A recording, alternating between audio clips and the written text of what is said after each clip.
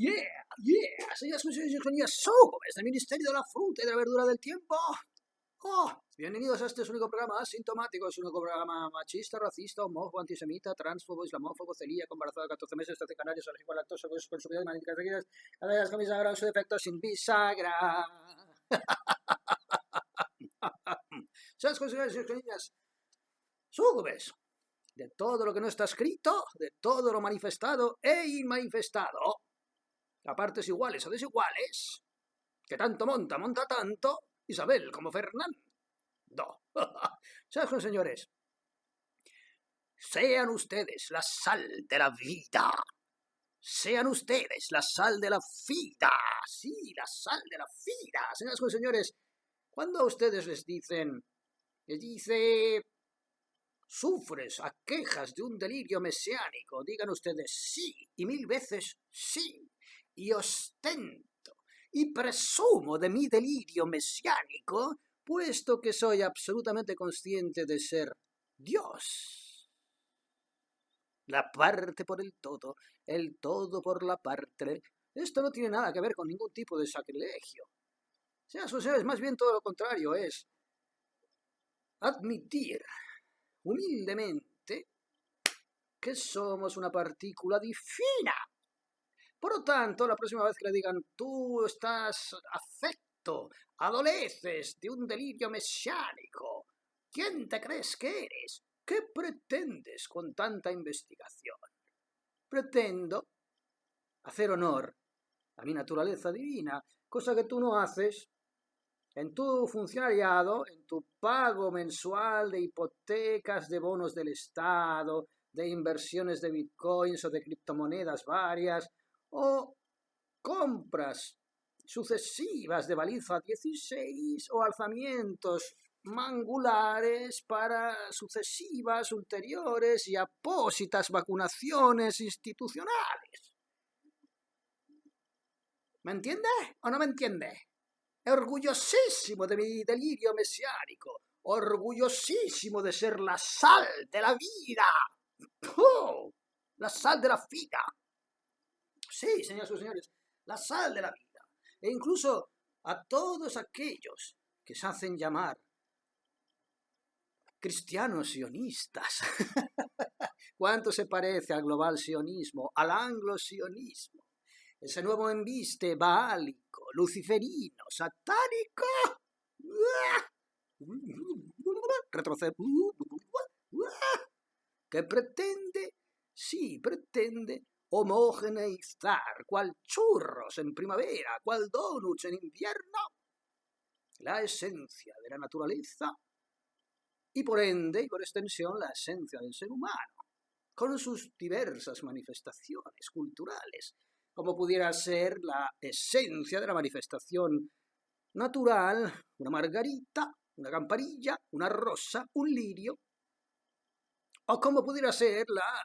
variada y heterogénea manifestación mineral, un cuarzo,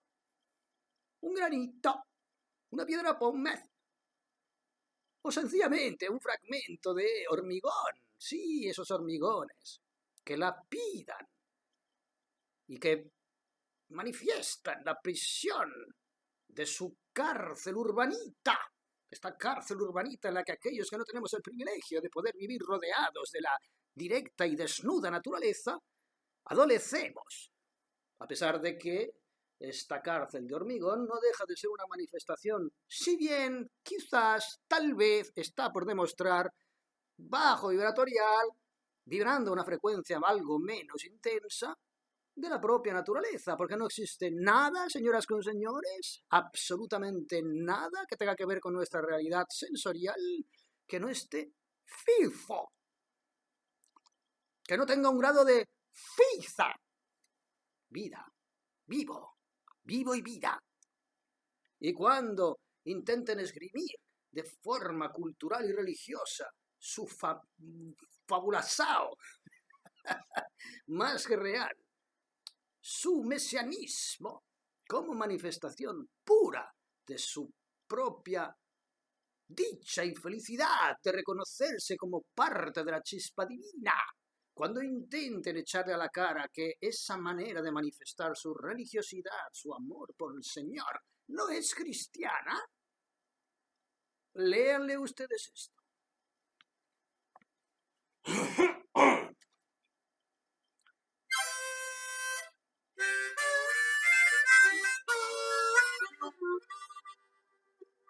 Anunciación, anunciación.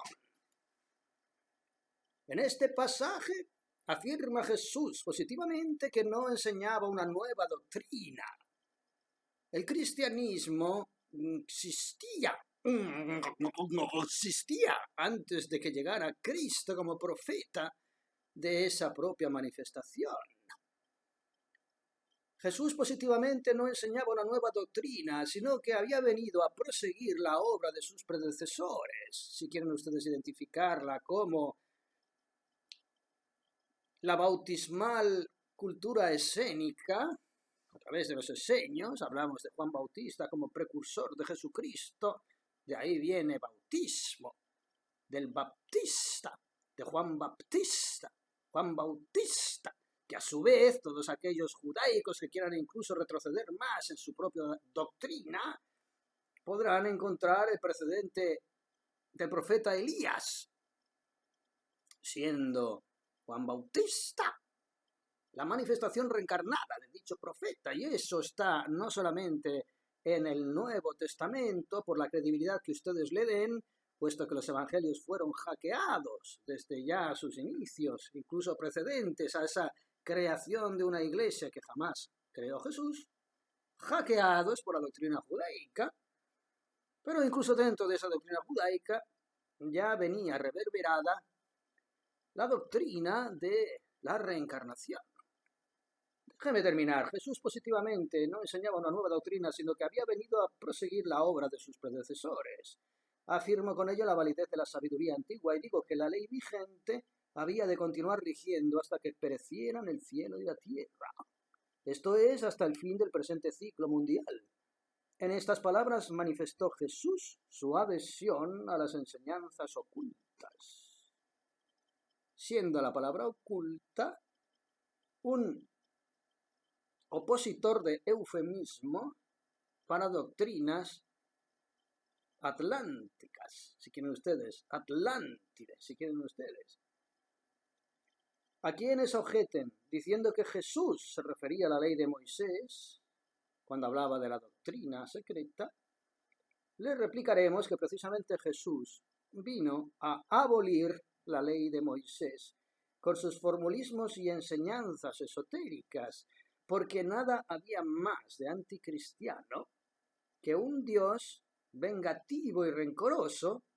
un Yahvé representado en una cultura judaica, mosaica, que venía de alguna manera a representar todo lo opuesto que representó la Revolución Cristiana, en la cual se reconocía una divinidad explícita y total, holística, en cualquier elemento natural, cualquier elemento sensorial, sensual de la creación, puesto que todo proviene de la naturaleza divina predicada por la Revolución Cristiana, la Revolución Crística, que vino precisamente a corregir esos errores. No vamos a entrar aquí de dónde provenían, con mayor o menor predisposición, representados por ese Dios del ojo por ojo y el diente por diente. Por lo tanto, replicamos precisamente que Jesús abolió la ley de Moisés con sus formulismos y enseñanzas esotéricas, pues el cristianismo es opuesto a las prácticas judaicas. Y por eso, señoras y señores, cuando ustedes escuchen el término judeo-cristiano, no les quede la menor duda de que están siendo ustedes sometidos a ese hackeo ya milenario que tuvo que sufrir la Revolución Cristiana en manos y en representación del profeta Jesucristo de Nazaret,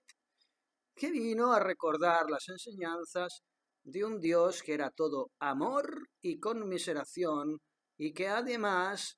penetraba en cualquier molécula, átomo, electrón, bosón de Higgs, you name it, hasta donde la ciencia ridícula quiera seguir dividiendo algo que no tiene división,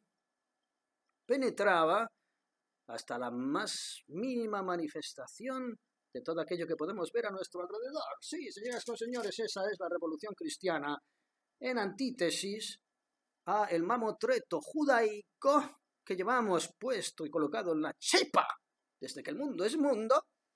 a través incluso de mecanismos encargados precisamente de mantener en la inopia y en la hipnosis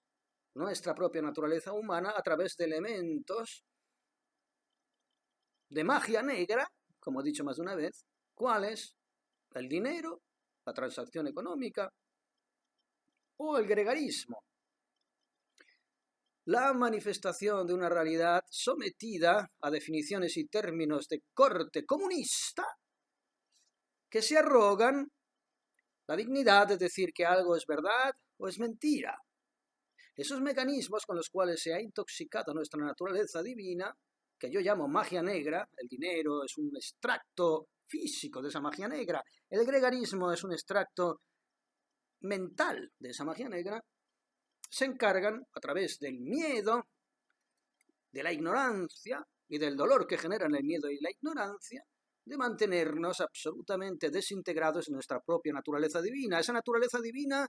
que justifica del todo nuestro delirio mesiánico. Y como, señoras y señores, este es un vídeo misceláneo, quiero hablarles de un autor,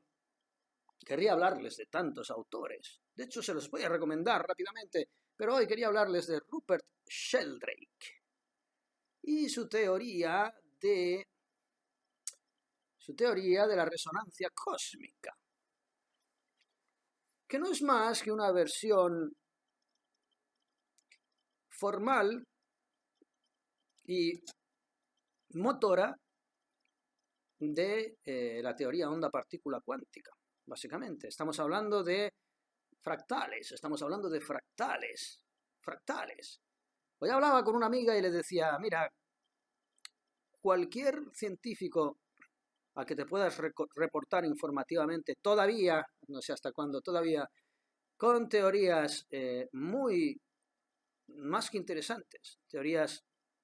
que tienen muchísimo sentido a la hora de atar cabos respecto a nuestra propia experiencia primaria, primordial, personal e individual, como conciencias divinas, porque eso es lo que somos. Cualquiera de ellos que hayan pasado sin pena ni gloria no hacen más que representar un banderín hacia todo lo que es la historia de la manipulación en nuestra propia sociedad occidental, hackeada, vuelvo a repetirles, por ese conglomerado que ya se encargó de hackear la propia revolución crística y cristiana hace 2000 años. Y como les hablo de Tesla, o les puedo hablar de Isaac Bentov, que otro día hablaremos de él, les puedo hablar de este señor. Apartado de la ciencia, apartado de cualquier tipo de concepto ortodoxo científico que exige una representación que pueda reproducirse en un laboratorio. Esto es como decir, los ojos de la mujer a la que amo, no puedo reconocerles una autenticidad, puesto que no pueden ser reproducidos en un laboratorio. Pueden ser fotografiados, pueden ser simulados, caricaturizados, pero su esencia jamás será reproducible. Bien, en eso se basa la demencialidad de la ciencia occidental, tal y como ha sido hackeada, porque también la ciencia fue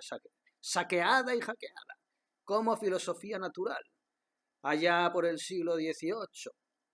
que es cuando empieza a incursionar también, fíjense ustedes el paralelismo, en todas las soberanías nacionales, esa potencia oscura y siniestra, representada por diferentes sociedades secretas que pudiéramos resumir en masonería, pero que no es tan sencillo, tiene múltiples tentáculos, como lo sigue teniendo nuestras propias instituciones. ONU, OTAN, OMS, en términos infraestructurales, Foro Económico Mundial, Foro de Davos, Club de Roma, Club Bilderberg, Jan Brit, you name it. Porque hay muchos, salen todos en la portada de mi último libro, por cierto, prácticamente agotado, Los sacerdotes del progreso. Pero cuando hablamos de Sheldrake básicamente está reivindicando algo que sucedió mediáticamente a finales del siglo XIX, cuando el señor Darwin escribió su Origen de las especies, la teoría de la evolución, en base a intercambios epistolares con otros colegas que le proporcionaron una información que le llevó a él rápidamente, rapidísimamente, antes de que nadie más lo hiciera, a sintetizar su teoría de las especies. Estoy hablando en concreto, por ejemplo, en el caso de Darwin, de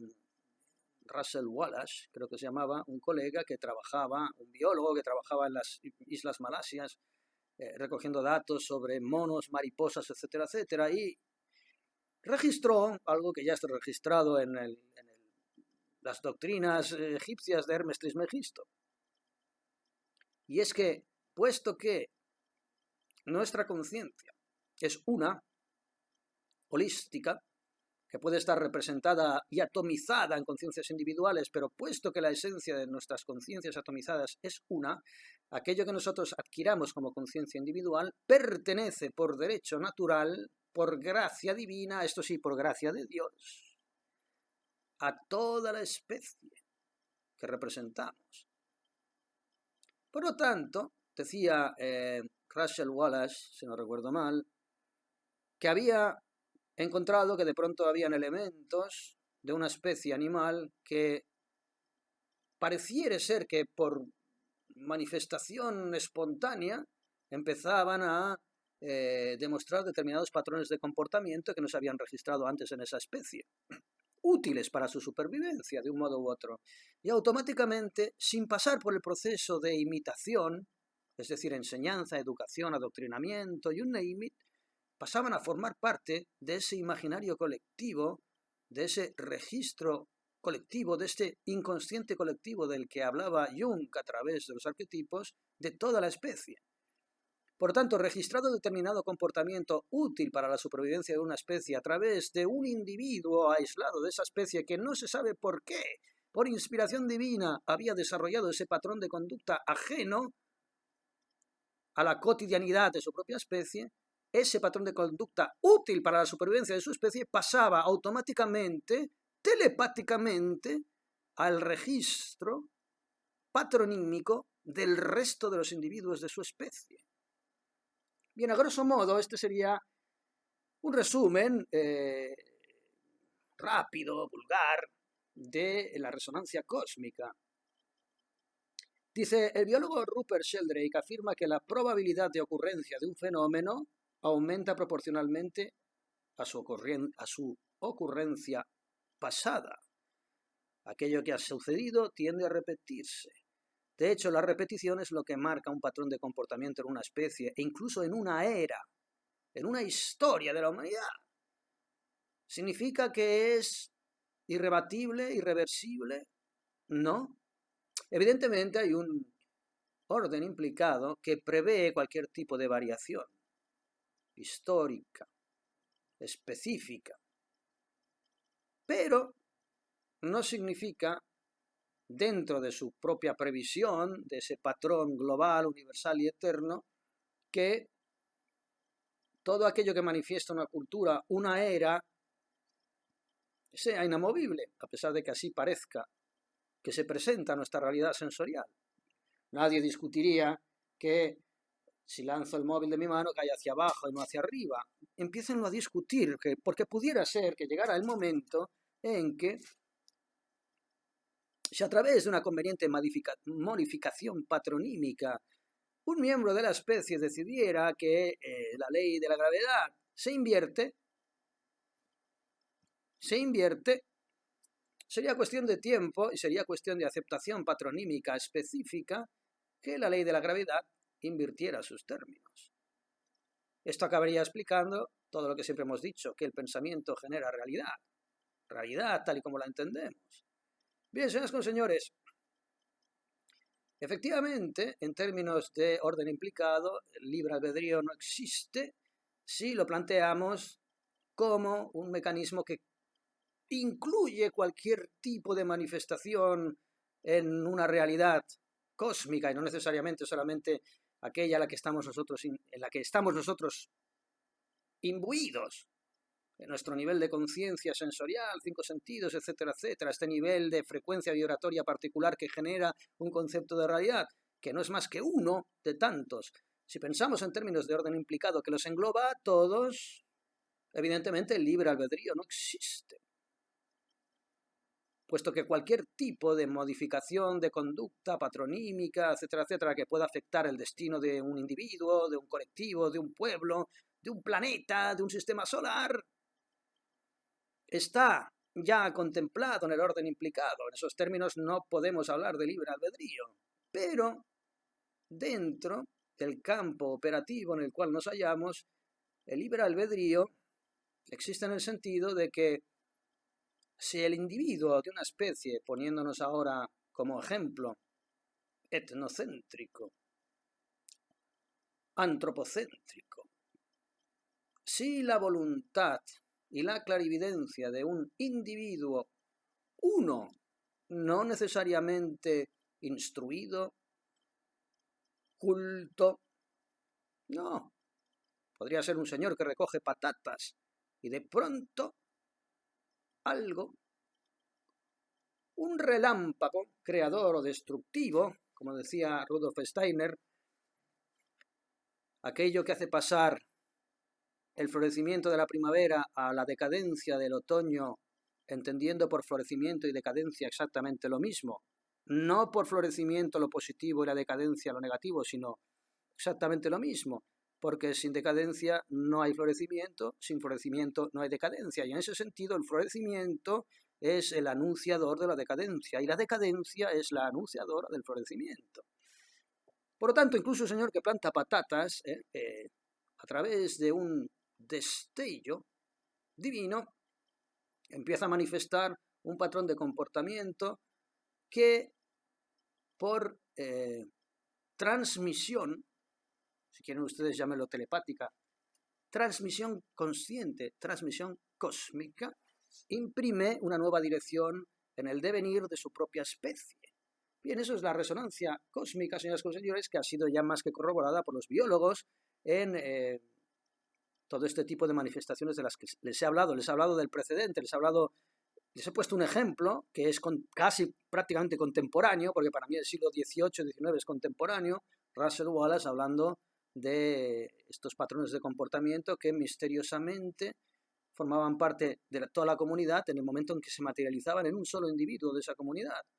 También decía Sheldrake que en muchos experimentos, cuando se lograba cristalizar algún mineral, automáticamente resultaba más fácil cristalizarlo en laboratorios de otros investigadores en otras partes del planeta, como si el hecho de materializar una realidad, por muy ínfima que sea y reducida a un espacio geográfico, abriera el melón y abriera la puerta para que dentro de esta realidad, en esta cuerda, en este nivel de conciencia, esa manifestación fuera ya parte de una realidad y por lo tanto empezara a manifestarse floreciendo en todas partes, independientemente de que fuera en una parte o en otra en concreto donde por primera vez se manifestó. No sé si me estoy explicando y si no, pues lo siento. Pero vamos a terminar. Cuando los químicos, por ejemplo, consiguen que un determinado producto cristalice en una parte del mundo, les decía, resulta más sencillo cristalizarlo en cualquier otro lugar. Después de que las ratas de un laboratorio de Harvard aprenden a escapar de un laberinto, las ratas de un laboratorio en Melbourne escapan mucho más rápidamente de un laberinto similar. ¿Por qué y cómo? Se denomina este proceso resonancia mórfica, una expresión, resonancia mórfica en términos de estos fenómenos que se materializan, resonancia cósmica si hablamos en términos cuánticos. Una expresión con la que se refiere al modo en que formas y conductas de organismos pasados influyen sobre organismos presentes. Sheldrake reinterpreta las regularidades de la naturaleza como algo que se asemeja más a hábitos que a leyes inmutables. Hábitos, que no leyes inmutables. Así pues, señoras con señores, vamos a entrar en un nuevo terreno que no hace más que corroborar lo que ya 5.000 años antes de Cristo era aceptada como una realidad. En una filosofía, en un cuerpo metafísico, cosmogónico y cosmológico, Atlante, si quieren ustedes. Y antes que Atlante, aquello a lo que no podemos acceder, por esa amnesia mnemónica de nuestra propia naturaleza humana, que no deja de ser una manifestación de nuestra naturaleza divina.